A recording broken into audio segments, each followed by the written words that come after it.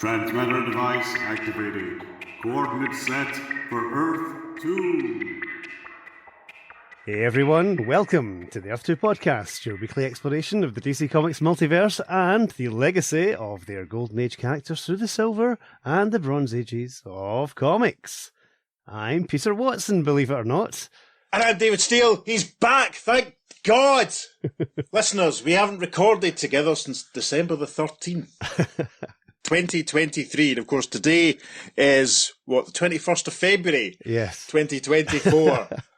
So there we go. Peter's voice has recovered sufficiently that we can do some recording. Peter, it's so good to see you. How are you? I am not 100%, but I'm certainly functional. That'll do. So I can record, so here we go. Sorry folks for the delay. I must say big thank you to Logan and to Steve for filling in. Yes. They both did amazing jobs. They were a joy to edit because I'm still putting the episodes together to send them out to you on a weekly basis. We wanted to make sure that you, the lovely listener, weren't going to be left short in the meantime while I was in my sickbed. So, a big thank you to Logan and Steve. They were both absolutely amazing and wonderful, and yes, we'll have you both back on the show very soon. Yes, huge thanks to Logan and Steve. Logan at very last minute coming around to help us with Robin Hood and Genghis Khan stories, and Steve in a timey-wimey. We still haven't, at this point recording, we still haven't released the first episode that Steve recorded. It's true, yes. Which we recorded quite a way in advance, thinking, Peter will be better, but then we can if we just do this one, it's not a huge story. Ended up being quite a long episode, actually. Anyway, Peter will be fine to do all these ones before it, but I think Steve ended up recording 4 altogether. So, yes, it's nice to finally properly be back doing what we do, because, the last episode that Peter appeared properly on was, of course, our Hogmanay episode. Yeah, which Logan was on as well, obviously. And things and stuff. So, without any further ado, what are we doing this week? Well, as you know, if you listened to our episode a couple of weeks ago, you know that the Spectre has returned in the pages of Adventure Comics. Peter, do you have any thoughts on that first Spectre story? It was gruesome. It is by far the most gruesome story that's been done on the podcast so far. I have a feeling it's not going to be the most gruesome story we're going to do in the podcast, considering we've got all the rest of the Spectre's Adventure Comics run to come up. Yes. But yeah, it was fantastic. Really different and very enjoyable. It was great fun revisiting that story because, as I said, I have been editing the episodes together, so I was putting it together with your recording with Steve as I was reading the comic in front of me, and it was wonderful. It was great, and it's different. So, in a way, you were kind of getting the experience that the listeners do. In a way, I suppose, weren't you? In a way, except I hear a lot more fluffs. So, yes, this is true. There was one episode, I can't remember which one it was now. There's one episode that Steve and I did, and basically there was a screw up at the end and we didn't get the recording sort of properly saved, which meant we had to do it again. But I think the second time we did it was a lot better. I can't remember which one it was. It might have been Weird War Tales, I'm not sure. It was the Weird War one, yeah. Yeah. That was quite a lot of swearing late at night, you can imagine, listeners, but not to worry. Right, so yes, the Spectre has returned. This week we're covering 2 stories. We're covering the Spectre stories from issues 432 and 433 of Adventure Comics. The first one, issue 432, was published on the 28th of December 1973, 3 days after my first Christmas, which is nice. Aww. Peter's going to tell you about the cover. It's one of my favourites in this series, actually. It's lovely. We've got the Adventure Comics logo at the top, but that's not the important thing. The important thing is we're in some sort of desolate woodland, perhaps. There is a stream going down. There's a bare tree in the background. Very atmospheric. There is a man who looks like the Milk Tray Man, perhaps. He's wearing a black bodysuit and he has a belt with a holster on it. And he seems to have some sort of night vision goggles, perhaps, on. There's a smoking gun in his hand and he's holding what appears to be a corpse who's face down in this stream. But rising from the stream is the form of the Spectre. And it's awesome. Wonderful Jim Aparo. It's a great image. It's a bit of a Defenders cover. Yes. I've actually been requested by Caitlin Higgins, friend of the show, that I explain to her why Defenders issue 39 is one of my favourite comic covers of all time, and what the massive discrepancies are. So I'm going to do a short video on that for Caitlin's benefit. She may have seen it by now. Yeah, I like this cover. We should point out it's still just Adventure Comics at this point. Yes. The title hasn't been added to. The Spectre returns along the top. The line of DC Superstars, as I always read it, or DC, the line of Superstars, as I think as other folk sometimes do. Yeah, it's an interesting one. The bodysuit guy is pretty cool. I'm pretty sure that Chuck, who I've known on the socials for years, not our friend Chuck Lordens, and I always get his name, I'm never sure how to pronounce it, Chuck Brûlé, I think it is. Mm-hmm. He quite often does collage images based on famous comic covers, and he did one based on this a couple of years ago, I think, for a Dick Grayson annual. Maybe longer than a couple of years ago now that I think about it. So I'll need to see if I can find that and retweet it. It's a good one. Aparo, absolutely top of his game, I think, at this point. Mm-hmm. So without any further ado, let's get on with this before Peter's voice evaporates again. We begin with a wonderful opening splash page, a caption that reads, In the world of mortal men, he is Jim Corrigan, hard-boiled police detective, but to the vermin of the underworld, he is the Spectre, awesome avenger of evil, an earthbound ghost who punishes evil with a fearsome vengeance from beyond the grave. Join us now for The Anguish of the Spectre. Yes, take a drink immediately, listeners, because we have a full moon in the splash page. What's going on in the splash page is that we seem to be in the same location for the cover, sort of desolate, barren, swampy, woodland, marshland type thing with skeletal trees in the background. And there are three figures dressed in the all-covering black bodysuits with belts and the goggles that Peter described. One of them seems to have what looks like a musical instrument case over their shoulder. I'm jesting slightly. And rearing up above them, out of the mist and the fog, is the image of the Spectre. They're all sort of reacting, looking up at the Spectre, but the lead one is shouting, "No! Please! Stay back! Stay back!" And one of the other ones screams, and it's all very exciting. At the bottom, we are given the credits for the issue. Script, Michael Fleischer. Art continuity, Russell Carley. Art, Jim Aparo, and editor, Joe Orlando. Art continuity is one of those vague credits that you see sometimes. I've seen it, I think I've said this already, I've seen it and it's been used to describe someone who's maybe done some of the inking or the layouts or even just background inks. I'm not really sure what it means in this context. But anyway, so listeners, the first couple of pages of the story feature these three people all in their slinky, all in one black costumes. And it's a little hard to work out who's who and who's saying what at any time because they all look very, very similar. So we're just going to summarise the first couple of pages, the gist of it, with our story beginning properly in page 2, as these three figures are breaking into a large walled estate. We can see a sign that reads Adrian Sterling Estate next to a gate that they're standing next to. But they use a grappling hook. They climb over the wall into the grounds. A couple of guard dogs arrive with a full moon looming in the background. One of the three people shoots the dogs, so that upset me immediately. And it seems that the target that people are aiming for is the swimming pool. There's an electrical fence. They vault over it using poles. And one of them keeps lookout as another dives into the pool and plants a magnetised bomb, which has a large ticking clock on it. Looks like it's wrapped up dynamite or something. They attach this magnetised bomb to a grill over the drain in the bottom of the pool. The bomb is set for 8:30 the following morning. They take their leave, and at the top of page 4, the caption for panel 1 reads, Moments later. Yes, after having taken their leave, they're all taking their masks off. There's one man, thick dark hair, and a thick dark moustache. Another chap with kind of brown hair, good sideburns. As their leader takes off the mask, their leader is saying, "Tomorrow morning, you boys open up your salon like nothing happened. Business as usual." And the chap nearest us says, "Don't worry, we know what to do." And their leader is revealed in panel 2 of page 4 as a blonde lady, short cropped blonde hair, piercing blue eyes. That wasn't what we were expecting at all, given all the violence and the grapple hooks and the electrical fence and the bomb and all that. This blonde woman is saying in panel 2, "I have an early morning modelling appointment, so we'll all be in the clear. Now, let's get out of here. I need my beauty rest." And one of the lads says, "Okay, Vera, let's go." So she's established as Vera. Now, panel 3. And so, the next morning... The next 3 panels all have a clock in the top left-hand corner.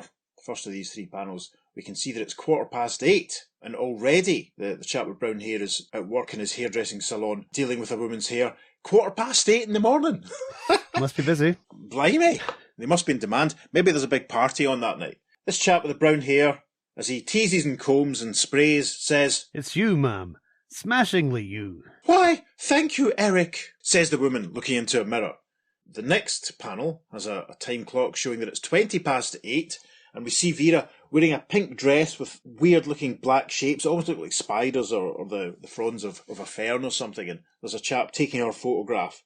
As Vera twists and pouts, the man taking the photographs says, "That's it, Vera, that's it. Now pout a little for me, will you?" And the next panel, the last in this little sequence, shows that the time is now 8:25, and we see a gentleman, an older man with grey hair, looking really good shape for his age, blue swimming trunks, climbing a ladder, presumably to his diving board, as he thinks to himself, almost 8:30, time for my morning swim. In the next panel, we see him doing the backstroke, up and down the pool, and he's thinking, sometimes this pool is so relaxing that I...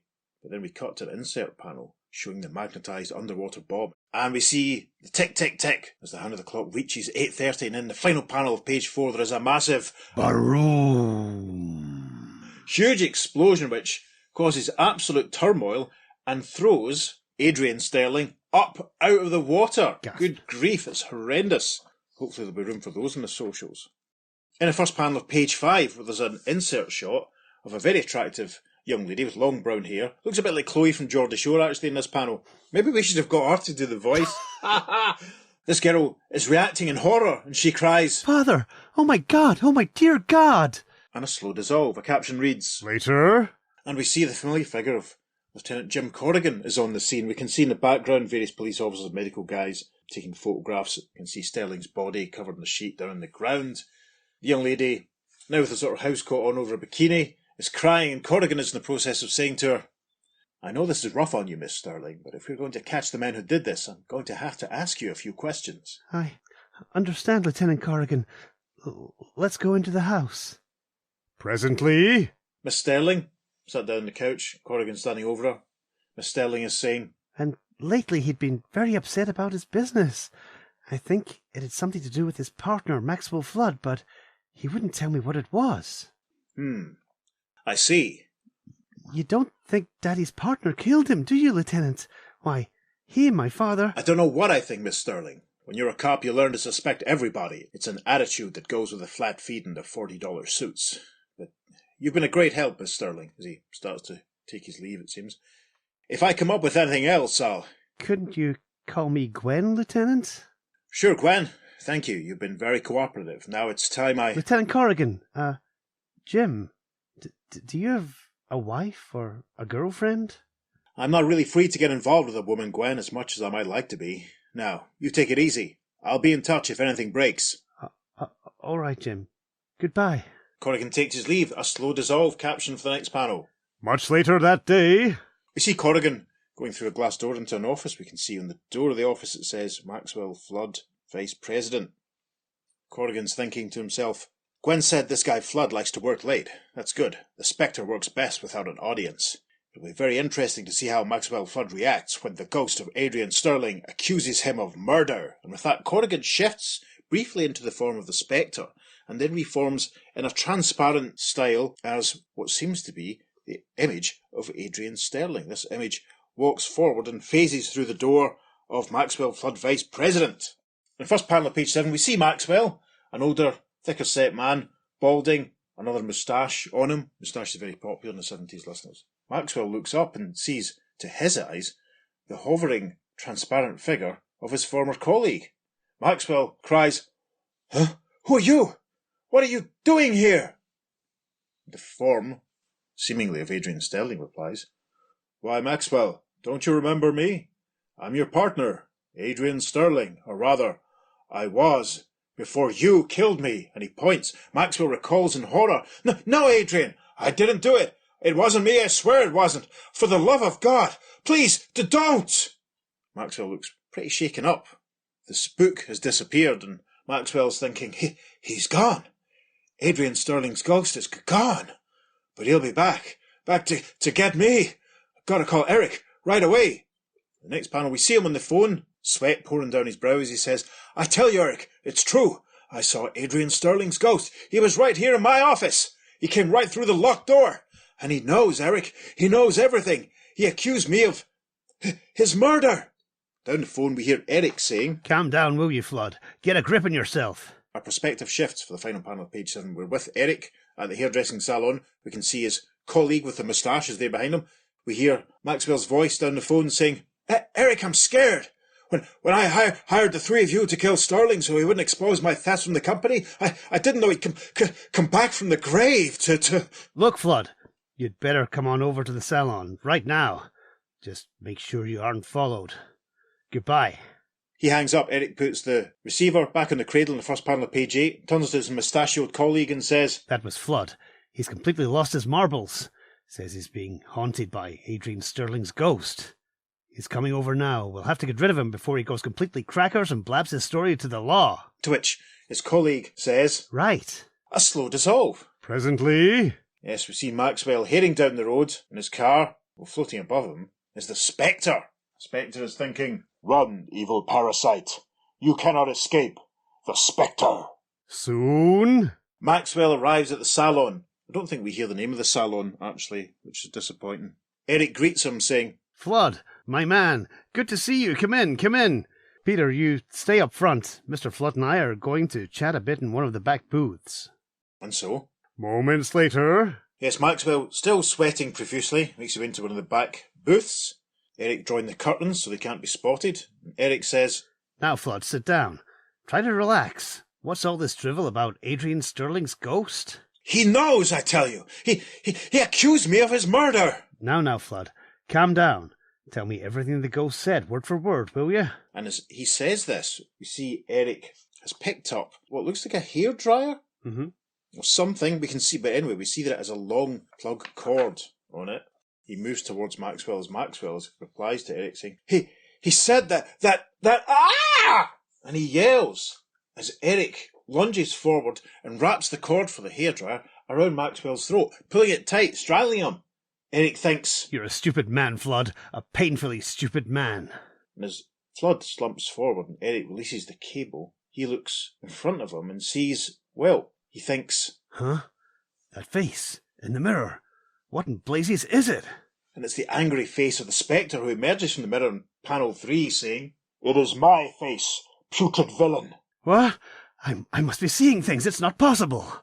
In the land beyond the living, all things are possible, says the Spectre, and he gestures in Eric's direction, and we see a sharp pair of scissors floating into the air.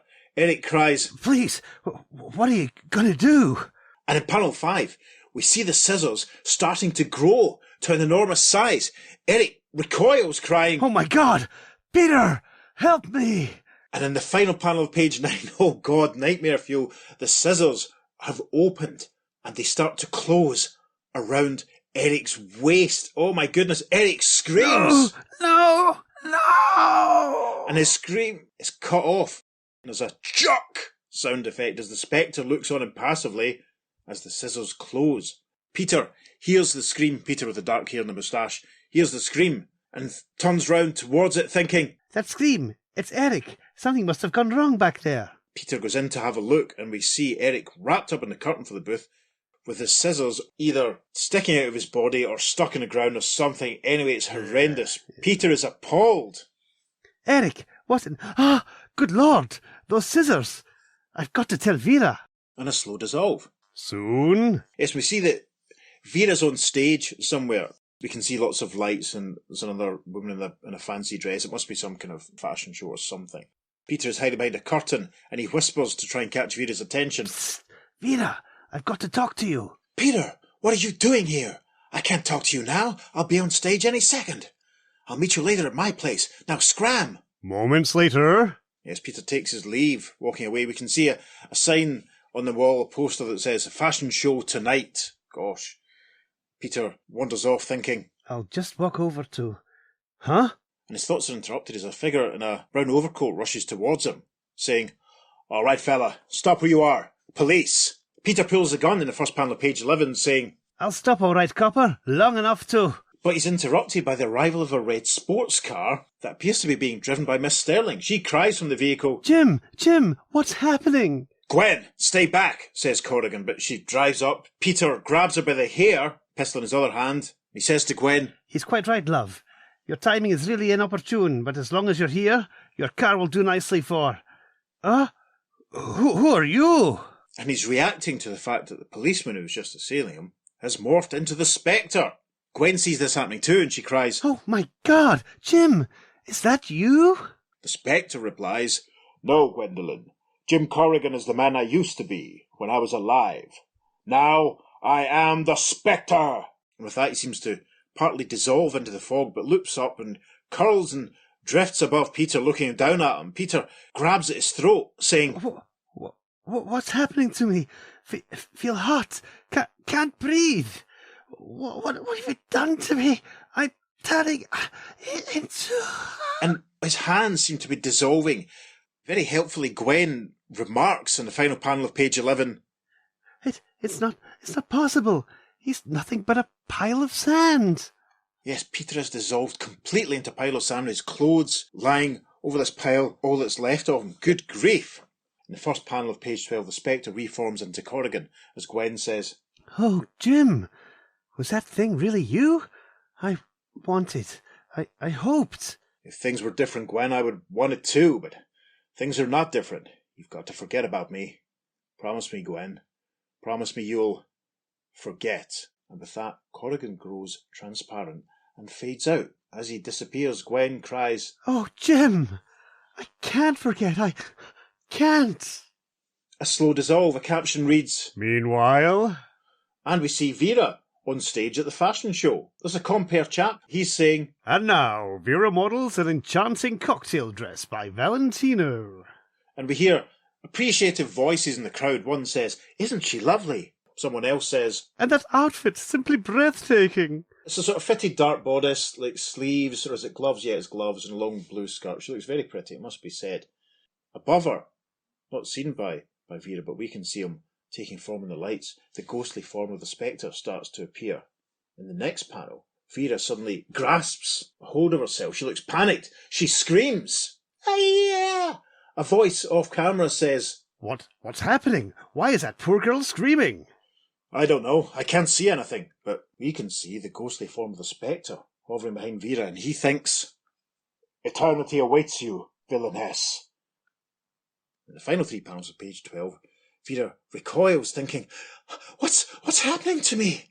And before her eyes, we see her features begin to pinch, her skin begin to tighten, her hair begin to whiten. In panel 6, she has aged dramatically. She thinks, Why do I feel so old? Her body now completely emaciated, her hair white, her skin wrinkled and old and tired. She collapses to the ground, thinking, So very, very... In the first panel of page 13, an almost skeletal Vera lies under a spotlight, still wearing the gorgeous ball gown.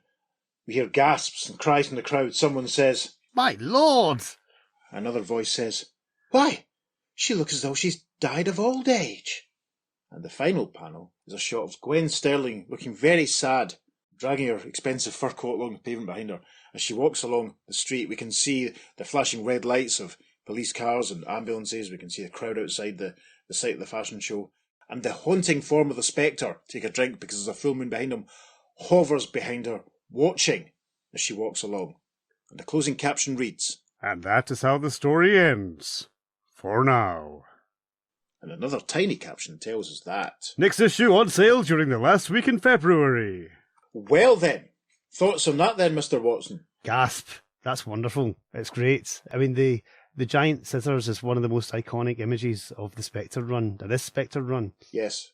Was it not used as one of the main images for the Wrath of the Spectre miniseries as well? I think they had that on the cover for yes, one. Yes, I'm sure it's on the cover of one of them, or on the back cover of one of them, yeah. Yeah, I do like the idea of evil hairdressers and evil fashion model. It's quite unusual. Yes, it's interesting how multi-skilled they are and how they can multitask. You know, it's not just about photography and follicles. Indeed. To put it that way. It's like they're an evil version of the A-Team that you can hire to commit crimes. Yes, exactly. With their interesting skills. I mean, obviously they must have, Mr. Flood and them, they must have some kind of plan for a long time. And obviously, if we find out that Maxwell had been stealing from Sterling and all this sort of stuff. Yeah. It rattles along for the 13 pages or so, doesn't it? Yeah. It doesn't mess about. That final page, the final image, because the last panel's pretty much a splash page apart from the death of Vera in the top left corner. It's absolutely gorgeous. It is sensational. Jim Aparo really is just superb in this. The layouts, the design, the expressions, it's phenomenal. He's having a whale of a time doing this, you can tell. Absolutely. As I say, I think this is him at the top of his game. This is Peak Aparo. He's obviously doing the Phantom Stranger around this point at the same time. Still drawing the Batman story, as we know. Brave and Bolts. It's all good. I don't really too much else to say. I mean, we should talk about the scissors thing. Mm-hmm. That's a lot more graphic, I mean, than what we got last week, or last issue. I mean, what we got last issue was pretty horrendous, you know, with people melting and having, at least off camera, all the flesh dissolved off the bones. But this is proper horror comic stuff, isn't it? It's a lot more extreme. In saying that, you don't really see any blood at all. Yes. In fact, you don't see any blood at all. But in a way, the strangulation of the bad guy by the hairdryer cord is actually a bit more gruesome because it's more realistic. Yes. If you know what I mean, it's less fantastical. And again, Aparo has captured his face amazingly. Yeah. He just looks shocked and distraught and panicked and in pain and knowing that he's about to die. It's all in one amazing expression. It's sensational. It's interesting that the Spectre lets him be killed. Yeah, what saves him doing it? that's what I was going to talk about. It's, you know, it's the Spectre is obviously assessed. Maxwell Flodden knows that he's a bad guy, and is probably maybe at this point he's thinking, right, Eric's saving him the trouble of, I don't know, stuffing him into the office photocopier or photocopying him to death or something. It's interesting that, you know, the Spectre is obviously there while it's going on, and so, you know, in a way, it almost gives him another excuse to deal with Eric, because Eric is obviously one of the people who blew up Mr. Sterling at the start. It almost gives the Spectre, you know, another reason to punish this guy. Peter's death isn't quite as effective. No. Happens a bit more quickly, just over a couple of panels, almost as an afterthought.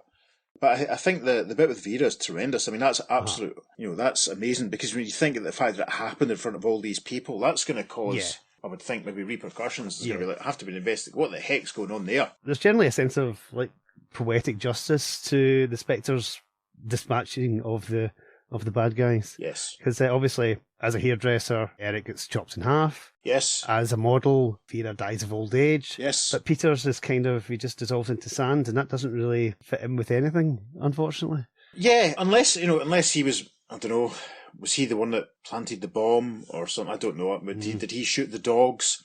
I don't know. I mean, we could talk a little bit about the opening couple of pages, because I've just summarised them, because it was very difficult to work out who was actually saying or what. I mean, presumably Vera was the leader, but they're all drawn very similarly. One of them, you know, it's not like any of them are recognisably, identifiably female. We don't see any of their faces. So that's the reason, obviously, listeners, why we summarised that was because we would have sat here arguing for about 3 hours about who said what and when. Their outfits are actually very reminiscent of the Adrian Chase vigilante costume. Or you could say the Adrian Chase vigilante costume is reminiscent of these. Could be, He's not going to be around for a few years.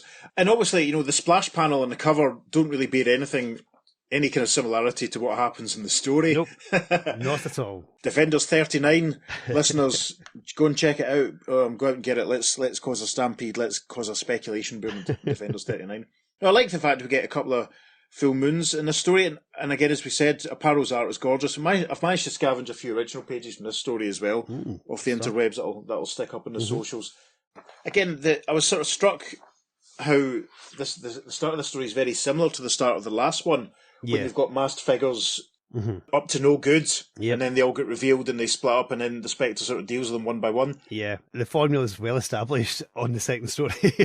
Yeah, we'll have to see. We'll have to keep an eye on that and see how it plays out. You know, if there's anything else like that. We should talk about the Gwen Sterling situation. Is this going to be an ongoing arc, as it says at the end? The end for now. Are we going to see Gwen return? Oh, I think Gwen will return. It's going to be very exciting. Yes. I'm going to have to do that silly voice again. Yes, listeners, you won't have to wait too long to find out if Gwen is going to return. No, all in all, it's a cracker. I think it's a good second episode of the Spectre's ongoing arc. We should mention again, at no point in the narrative is anything said about which Earth we're on or anything like that. Nope. They're not concerning themselves with such things at this point. Obviously, we read the letters out that dealt with the last issue, and the editorial, they said that they were considering it. This was an Earth 1 Spectre, so we'll have to see if there's anything else that follows on from that we can pick up on. And to be honest, in a lot of ways, it doesn't really need it. Nope. You know, this could be a completely continuity-free stories featuring the Spectre. Indeed, yeah. They work very well without any kind of baggage. Yeah, that's a good way of putting it. Yeah. They work very well without it. And I think I often think that sometimes there's a lot to be said for not really worrying too much about continuity and just doing the best story you can manage it. And this is one of the best stories, I think, very much. Excellent. Beautiful stuff. Well, that's what we thought. Shall we jump ahead to the correspondence for this story? Yes, the letters pages that we're referring to here, listeners, come from, in this case, from issue 435. Yes, Dateline Adventure. And the first letter says, Dear Joe, the second reappearance of the Spectre in Adventure Comics 432 was even better than the first. And considering the quality of the first, it was a tough act to follow. Jim Aparo is, in my opinion, one of DC's most underrated artists. His awesome drawings of the Spectre surpassed last issues. In addition, Aparo creates some of the best landscapes in comics, and shrouds them in a unique mood of eeriness, unlike any other artist around, as shown on the cover and splash page. If the Spectre is rightfully awarded his own magazine, it is a must to keep Aparo on it. Michael Fleischer's script was also as good as the preceding issues, but it is here that a problem arises. The plotline of 432 resembled 431's to the point of violating an old comics taboo. Formula. It is up to you to correct this grave mistake in the future. Literally what I just said. Yes. And that's from Arlen L. Schumer from Fair Lawn, New Jersey. Yes, we did discuss that the setup was very, very similar. As I said, masked figures up to no good and then the Spectre taking them out one by one. The editorial response to Arian's letter reads, Formula writing is an easy trap to fall into, and we're doing our best to eradicate that blot from our record. Take a look at 434 in this issue, Arian, and let us know how we're doing. The next letter is very brief and concerns the return of Aquaman, and the correspondent is told that Aquaman will be appearing in the next few issues of Adventure Comics, beginning with 435, so that's interesting. The next letter reads, Dear Joe, after my last fanatical fan letter in which I absolutely drooled over the return of the Spectre, I was convinced that I had said all there was to say on the subject. Well, I can't be right all the time. Aparo's art on the Anguish of the Spectre was superb, as usual, and yet this was not the reason why I went into raptures over the story. The reason was Gwen. A vital part of the greatness of the original Spectre was his broken romance with Clarice. Now, through the beautiful work of Michael Fleischer, this has been restored. And that letter's from Raymond Johnson, Grand Rapids, Michigan. Editorial response to that one reads, Gwen was the beginning of writer Fleischer's attempts to develop a supporting cast for the Spectre. What's your reaction to his latest... Oh, do we want... I don't think we want to read that, because we haven't got that far in the narrative. Yeah. Interesting. Ah, you see, listeners, do you see? Ah. And the last letter says, Gentlemen, I can't remember a time in my many years of comic reading when I have been so disappointed, even disgusted with a comic as I am with the current Spectre series in Adventure. I find the entire concept repugnant to my moral values. Gosh. The fanatical zeal with which Lieutenant Jim Corrigan wreaks vengeance on those he deems evildoers seem in itself evil. Our troubled world has seen too much blind self-righteous hatred and too little love and compassion. Certainly, there are people who commit crimes, often brutal ones, but that doesn't make them any less human. The human race has yet to learn that hatred breeds hatred. It's also appeared from your magazine that the spirit world needs to learn the same thing. And that's from Brian Shuck from Bowling Green, Ohio. Bowling Green, Ohio. Interesting. Lighten up, Brian. Come on. Says Davey. Editorial response, however, reads, We're not too sure that being human is the name of my favourite song on Mark Owen's latest album, listeners. Go and check that out. It was my most played song on Apple Music last year. Anyway, we're not too sure that being human, whether more or less, is an answer to everything. The fact that a criminal remains human doesn't answer the question of whether he should be responsible for his actions. If, as we feel, someone who commits an act should suffer its consequences, the logic of the Spectre becomes clear. His hatred is directed at those who have no respect for human life. And if they have no respect for others' lives, they have but a fragile claim on their own. Well then, so that's that for issue 432, listeners, and we're treating you this week. It's a double bill. Because these Spectre stories are a little shorter, in most cases we're going to try and do a couple of them at a time where they're shorter, because, as I've said many times, I thought we'd be a lot further on than we are. But now, so anything that gets us a little bit further on is to be encouraged. So, we now turn to issue 433 of Adventure Comics, published on the 28th of February, 1974. Oh my gosh, almost 50 years exactly from when we're recording. Just out by a few days, by a week. Gasp. That's fascinating. So, yeah, my copy, which I've got in my hand right here, and Peter has in his hand, they were probably, if not printed, maybe even on their way to the distributors or something by that point. Who can say? Who can say? Pete, would you like to tell everyone about the cover to issue 433? Yes, we have the usual Adventure Comics logo at the top. However, Yes. above it is the word weird. Yes. In weird writing, a bit like Weird War Tales and Weird Western. Yes, that's very well put. Yes, weird mystery. Yeah, there was, as I think I said on the Weird War Tales episode, there was quite a lot of weird stuff happening at DC at this point. Yep. So the rebranding has begun. So that's the top part of the comic. The main image on the cover, there seems to be some kind of seance. There's a round table with a crystal ball in the centre. There appears to be a man with a robe and a turban with a big red jewel. It's not Sargon, by the way. It's definitely not Sargon. Imagine it was. Anyway. That would throw up a big question of Sargon's Earth. Anyway, he appears to be leading this seance. And coming out of the crystal ball is the form of the Spectre. And the Spectre looks angry. And he seems to be holding a diminutive form of the chap in the turban who's pointing at the Spectre and screaming. Yes. Everyone's aghast and appalled. I'm aghast and appalled. Your first sort of thought looking at this is that maybe it's just a modelled figure of the man in the turban, but when you look more closely, there's an expression on his face, as you say, he does seem to be reaching towards the Spectre. It's quite creepy. Can't lie. It's creepy as heck. It's weird, some would say. It is a very weird image. Yes. Listeners, take a drink for how many times we try and say weird over the next half an hour and try and make each other laugh by doing so. So without any further ado, we leap into the story properly. A caption sets the scene, a familiar caption, very similar to the one we got last time. The caption reads, In the world of mortal men, he is Jim Corrigan, hard-boiled police detective. But to the leeches of the underworld, he is the Spectre, awesome avenger of evil, an earthbound ghost who punishes evil with a fearsome vengeance from beyond the grave. Join us now for the frightening story of The Swami and the Spectre. Yes. Opening splash image. The Spectre cradling the crystal ball, which has this chap who we'll now identify as the Swami within, screaming, Please, you've got to let me out of here. You've got to.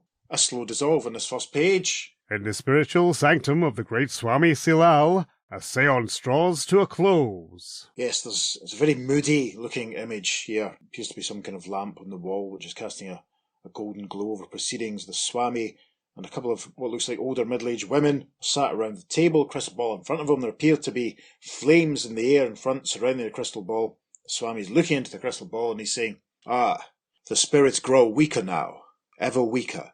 With every passing second they are removing themselves further and further from our presence. And a caption gives us the credits for this issue. Script Michael Fleischer, art Jim Aparo, art continuity Russell Carley, and editor Joe Orlando. First panel of page 2. It's a more neutral lighting happening in the Swami's room. We can see that it's indeed a few middle-aged women that are sat around. The Swami is saying, For tonight, our communion with them is over. One dark-haired woman sat at the table proclaims, Oh, Swami, you are magnificent tonight. Simply magnificent. The Swami stands up in panel 2 saying, Remember to bring your donations next time, ladies, for although the filthy money disgusts me personally, without it our great spiritual work could not possibly continue. Don't worry, Swami, proclaims a dark-haired lady, and one silver-haired lady with expensive-looking earrings stands up and starts putting a pair of gloves on in the next panel, and she says, Swami, I'm sorry, but my husband refuses to let me have any more money for your great work. He refuses to believe in you, Swami.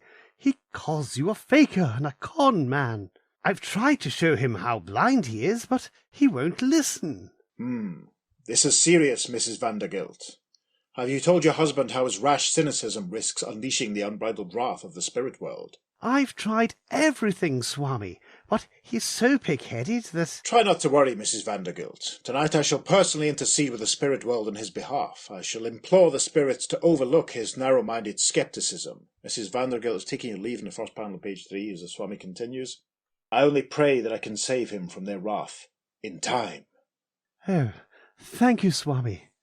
Good night. A slow dissolve. Presently. Yes, we see the Swami in panel 2, taking off his robe, taking off his turban. He's an immaculately turned out gentleman. Very short, neat black hair. He's a neat moustache and beard. Standing behind him is a man with close cropped blonde hair, wearing a sort of white tunic. The Swami is saying, I'm afraid that one of our sheep may be on the verge of leaving the fold, Smiley. It seems that Mr. Vandergilt has lost faith in our great spiritual undertaking. Where the Vandergilts go, others may follow. Smiley seems to have a cigar in the next panel as he tough-looking character, actually, when you see him here. He replies, You want the spirit world to teach the old gawker a lesson, boss? Why, yes, Smiley. Yes, I do. I think a bit of righteous anger from the astral realm would be most appropriate at this time. A slow dissolve. And so, the next morning... We're at a construction site, a building site, as we would say in the UK. We can see a large sign that obviously reads Vandergilt Construction. There are vehicles, oil drums, cranes, all sorts of stuff going on around it. And we see Mr. Vandergilt, an older man, in very good shape, clearly, with a pipe, white hair, glasses and moustache. He's talking to one lad in a hard hat and a green shirt. Mr. Vandergilt is saying, Well, Ernie, how's it going? Think you'll be finished on schedule? Can't see any reason why not, Mr. Vandergilt. Camera pulls back, final panel page 3, and we see what looks like, well, has to be Smiley, sneaking into a truck which is parked up above where Mr. Vandergilt and Ernie are standing. My health and safety klaxon is going off, something chronic. This does not look like a safe site at all. Smiley's leaning into the cabin of this truck and he's thinking, All I gotta do is release the emergency brake and wham! That'll learn that Vanderbilt character it ain't smart to mess with the occult. And as we arrive at the top of page 4, the caption of the first panel reads, Yes, the ways of the spirit world are strange, and sometimes they are deadly. And so over 3 panels we see Mr. Vandergilt with his pipe smoke drifting off into the early morning. We see the truck start to roll off the platform behind him. Ernie cries, Mr. Vandergilt, the truck, watch out! Vandergilt whirls around, dropping his pipe. He yells, Ah! And screams. And then with a massive crash, full weight of the truck lands, smashes into, and flattens Mr. Vandergilt. Gosh, a slow dissolve. Soon... We see a tearful Mrs. Vandergilt at the site, and the familiar face of Lieutenant Jim Corrigan. Corrigan is saying, It looks like an accident, Mrs. Vandergilt, but in cases like this, well, we like to poke around a little. Lieutenant Corrigan, I knew something like this would happen. I warned him, but he just wouldn't listen. The final panel, page 4, we can see the ambulance taking its leave, with poor Mr. Vandergilt inside. Corrigan replies, Warned him about what, Mrs. Vandergilt? About offending the inhabitants of the spirit world by withdrawing his support from the spiritual researches of the great Swami Silal. Interesting. We turn the page, passing a full page advertisement for the Minton collection, some fancy jewellery. We also pass a page, full page advertisement for some DC Comics 100 pages. We can see Superboy and the Legion, Shazam, Just League of America, and Unexpected. I didn't expect that. No one does. Is that the issue of JLA that introduces Libra.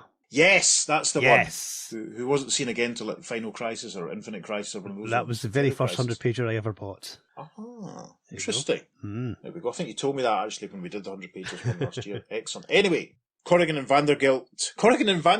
Attorneys at law. Yes, I think that's a bandit I'm looking after at King Tut's tomorrow night. Anyway, we're at the top of page 5. The conversation between Corrigan and Mrs. Vandergilt continues.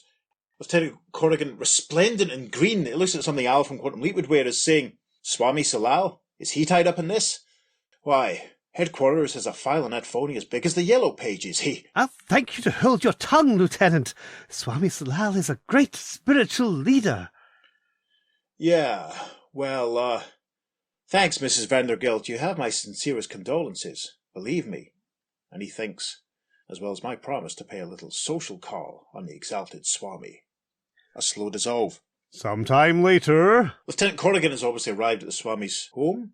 Smiley has answered the door, wearing a turban this time as well as his white tunic. Corrigan flashing his IDs, saying, Okay, Punjab, or whatever you call yourself, take me to the Swami. Sure, Lieutenant. The Swami welcomes all lost souls, even when they're cops. And so... Corrigan is before the Swami. Swami's wearing a beautiful robe, which I now realise that the flames and stuff are a design on his robe. I don't think they were floating in front of the crystal ball on page 1, but it still looks very effective. That's probably what he was doing, though. He was probably going for effect. Anyway, the Swami is saying, My esteemed assistant informs me that you seek words with me, Lieutenant Corrigan. How may I be of service to you? A man named Vandergilt was killed this morning, Silal, flattened by a runaway dump truck. Corrigan lights a cigarette. The next panel, continuing. The lad boy said it was an accident, which is what I thought until his widow told me that he died right after he stopped making his regular contributions to your private spiritual slush fund. The Swami looks appalled. Framed by Corrigan's cigarette, he says, "His widow? You mean Mrs. Vandergilt? A fine, fine woman. Yes, she is a member of my flock. But what are you suggesting, Lieutenant? That I murdered Mr. Vandergilt because he withdrew his support from my work?" "No, not just yet, I'm not. But I'm warning you, Salal. You take one step out of line, you slip up just once, and I'm going to nail your hide to the wall. Remember that." Corrigan takes his leave as the Swami replies, "I will, Lieutenant. Good day." Panel 2 is an external shot of the Swami's gaff. We can see Corrigan presumably driving off. From inside the building, we hear Smiley saying, "You want the spirit world to lean on that creep, boss?" "No need for that yet, Smiley. Corrigan doesn't really know anything. He's just fishing. There'll be plenty of time to get rid of him. Later." Later that afternoon. Yes, we see the Swami sat in the palatial gardens. Gosh, he must have been making a fortune out of all this. Must have been doing it for a long time. Smiley in his turban and long tunic is presenting an attractive young lady in a yellow dress with dark auburn hair. She's very familiar to us. Smiley introduces her. "This is Gwendolyn Sterling, Master. She comes seeking assistance in a grave spiritual matter." "Ah, yes, my dear. How may I use my modest powers to help you?" This is going to sound crazy, Swami, but since you're known as a renowned master of the occult, I thought you might be able to help me. The Swami stands, saying, "Shall we walk, Miss Sterling?" Swami, I've fallen in love with a man who's, well, he's a ghost. I mean, he looks human and all, but no one knows he's a ghost. But sometimes he turns into this frightening thing, into this ghostly spectre. Amusingly, the Swami thinks to himself in the first panel of page 7, "Oh, brother, a complete fruitcake." Then he says, "Yes, but what exactly is the problem, Miss Sterling?" Well, he feels he can't lead a normal life so long as he remains a spirit. Is there any way his humanity could be restored to him so that he'd be free to become involved with me? Yes, I think I can help you, but I fear that what I must do will involve great, expense. Perhaps greater than... Oh, Swami, I'd pay anything. Good. That is very good. You see, there is a sacred rite which could, if performed properly, sever the astral link that binds your young man to the spirit world. Once freed, he will be wholly human, alive once again. But tell me, my dear, who is this young man? I promised not to tell anyone, Swami, but I know I can trust you. He's a detective on the police force. His name is Jim Corrigan. The Swami's eyes light up in reaction. He says, "Jim Corrigan," cuts himself off and thinks, this changes things a little. Maybe I can bilk this idiot female and do away with that pesky cop Corrigan at the same time. Gwen says, "Oh, Swami, will you help me?" In the next panel, top of page 8, he replies, "Of course I will. You must call Mr. Corrigan and tell him to meet you tomorrow at midnight at a certain abandoned cemetery where the spiritual emanations are particularly strong. My assistant will escort you there while I remain here to communicate with the spirits through my crystal sphere." Gwen starts to walk off in panel 2. The Swami continues, "But on no account must you inform Mr. Corrigan of the real reason for the meeting. Should he become aware of your motive, a break with the spirit world would become impossible." Don't worry, Swami. He won't suspect a thing. I promise. And a slow dissolve. And so, the following night... Yes, we see Gwen, who is still wearing pretty much what she was wearing earlier on. She hasn't got anything sensible to be coming about a cemetery in the middle of the night.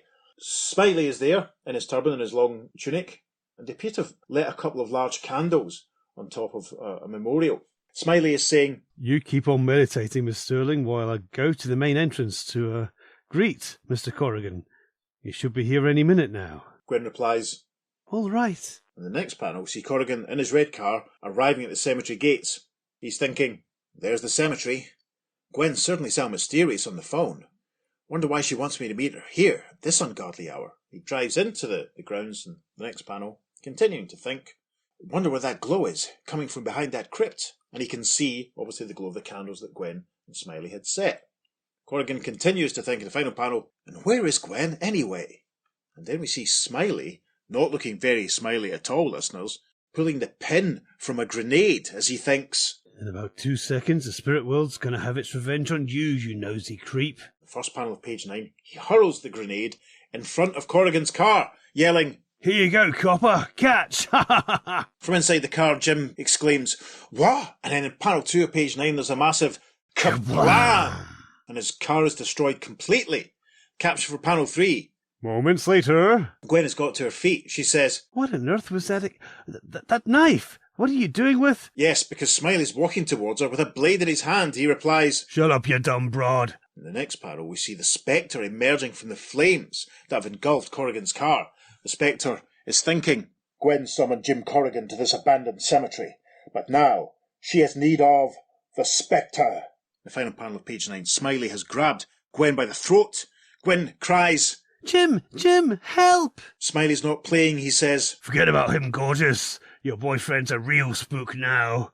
But don't worry, I'm gonna fix it so you can join him. In the first panel of page 10, the Spectre, thank goodness, has arrived on the scene. He points at Smiley and says, No, Smiley. It is you who are about to depart the mortal plane. Huh? Who are you? I am called the Spectre. To which Gwen exclaims, Oh. Smiley starts to run off. There's a full moon behind him. Take a drink, listeners. His turban falls off. As he runs away, he cries, You'll never get me. I'm getting out of here. He runs along in panel 4 thinking, I don't know what he's... But he's cut himself off because emerging in front of him from an open hole in the ground, from an open grave, are two spectral forms, seemingly a man and a woman. Smiley cries, Huh? Oh no. Ghosts. I'm seeing ghosts. A massive full moon looms over the cemetery in the final panel of page 10 as the two ghosts start to drag Smiley towards the open grave. He screams and yells, No. Stay away from me, please. In the first panel of page 11, he's in the open grave, and somehow all the dirt that was piled up beside it is being piled on top of him. He screams. In the second panel of page 11, all that can be seen is his left hand poking out of the dirt. Full moon looms as the Spectre oversees this, thinking, Even the spirits of the long dead could not tolerate this stench of his evil. And now to speak with Gwendolen, as Jim Corrigan. Panel 3, Corrigan reforms from the Spectre, walking up to Gwen, saying, Hello, Gwen. Oh, Jim, forgive me. I'm so sorry. I'm so ashamed. I went to the Swami because I thought that maybe, just maybe, you could help us. Help us. I understand, Gwen. Oh, Jim, things could be so wonderful if only you were... Alive? I'm sorry, Gwen, but I'm not alive.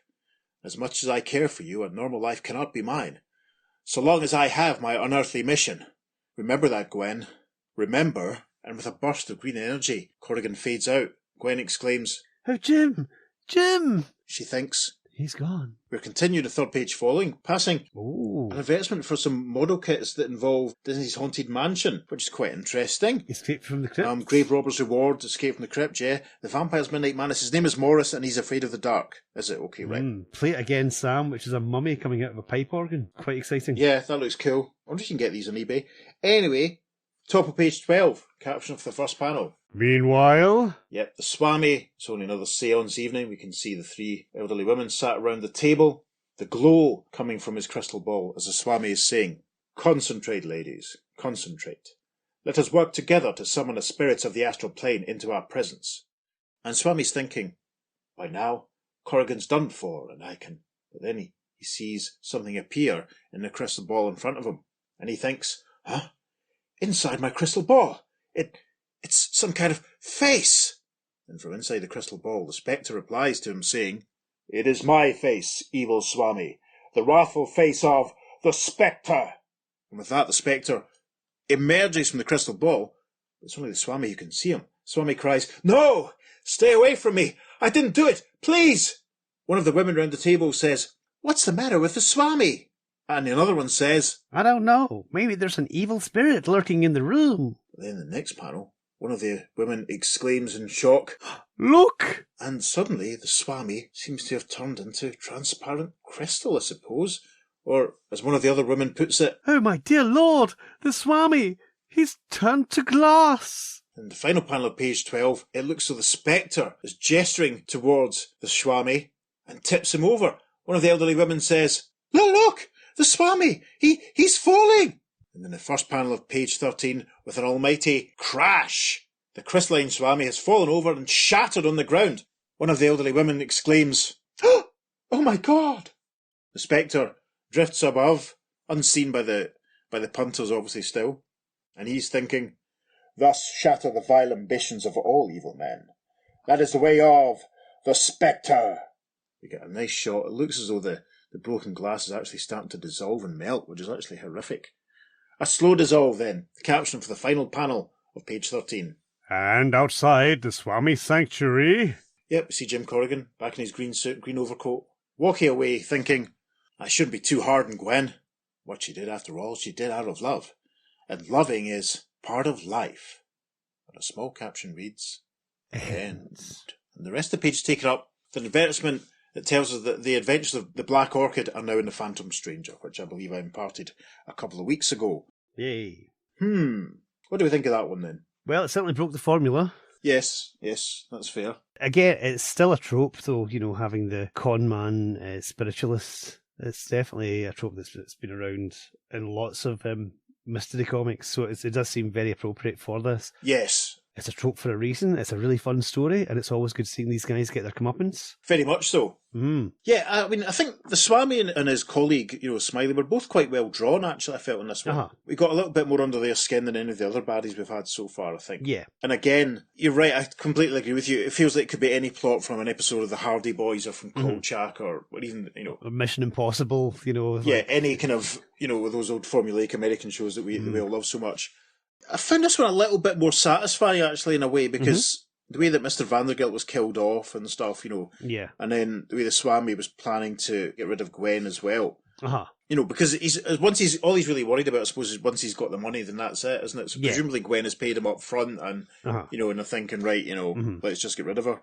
And it was nice to see Corrigan doing a little bit more, almost Columbo type, confronting the bad guys and letting them stew, sort of thing. I like that. I've got many questions about Corrigan as a detective here, because every thing he seems to investigate, people seem to die in very, very, very mysterious circumstances. All his suspects. I mean, his boss must be tearing his hair out at these bizarre reports he must be handing in constantly. Yes, the absolute lack of convictions that's taking place. Yeah, well, Peter, it's going to be very interesting to see if anyone else picks up on this. Yes, that's very true. Very true. The cover, of course, lied completely.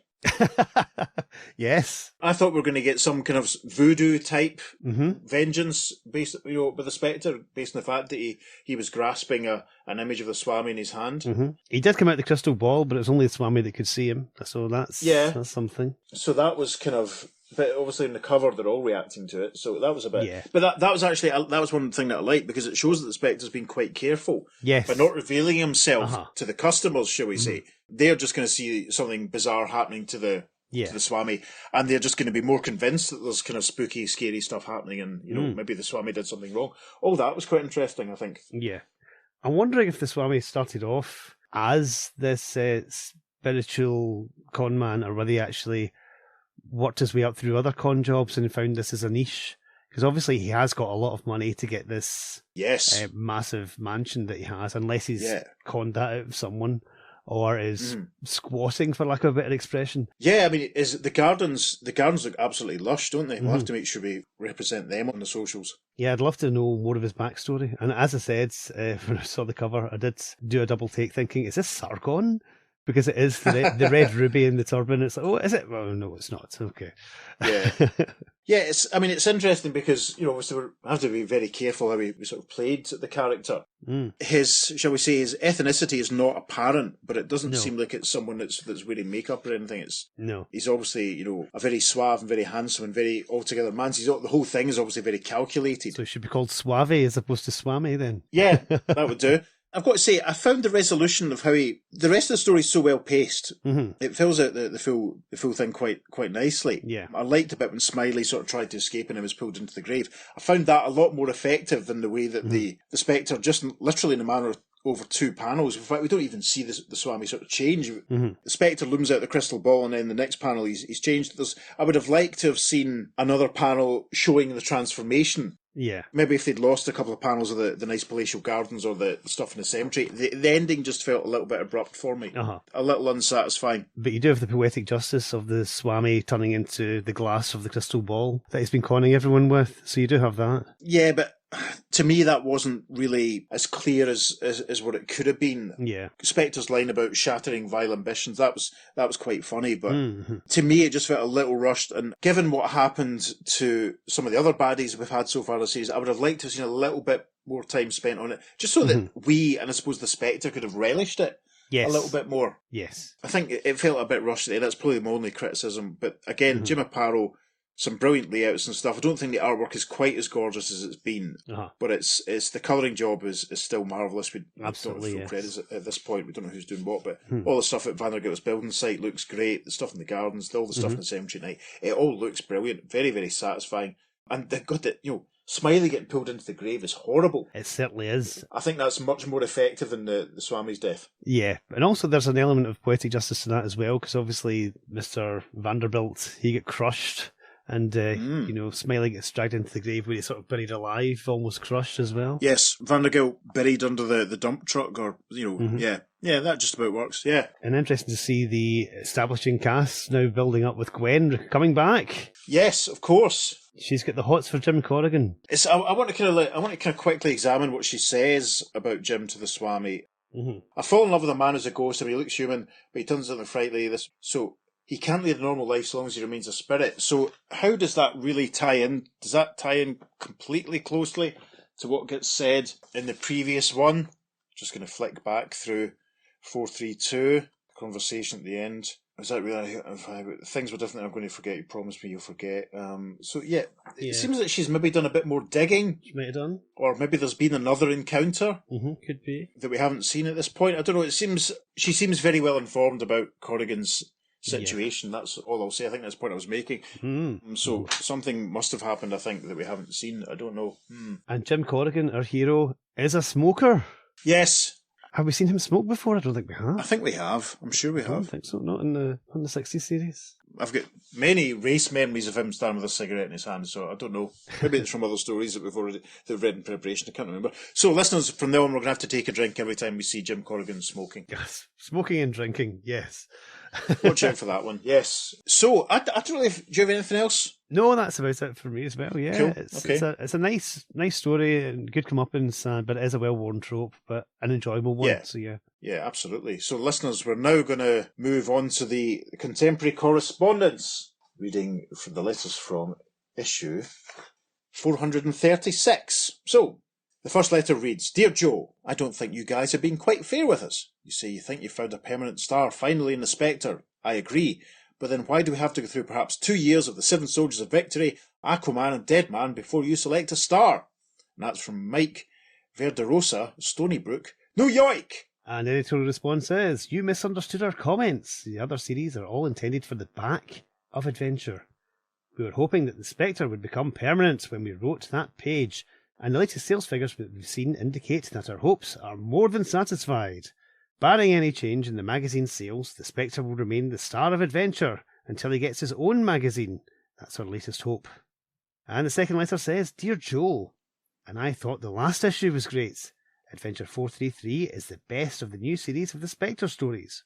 First that Jim Aparo cover. It gave me a chill right up my spine.